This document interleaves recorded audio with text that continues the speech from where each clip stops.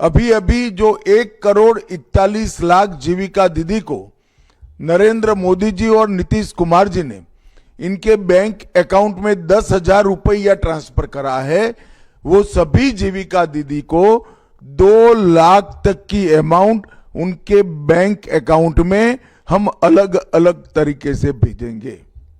और दूसरा, मोदी जी 87 लाख किसानों को 6,000 रुपया प्रति साल देते हैं।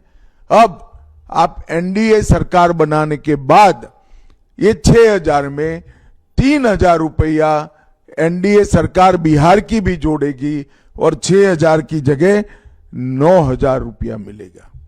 भाइयों बहनों, 87 लाख किसानों को प्रति साल 9,000 रुपया मिलना और सभी जीविका दीदी को 10,000 मिल चुका है, 2 लाख और मिलेगा, 2,10,000 रुपया देना ये बहुत बड़ी बात है।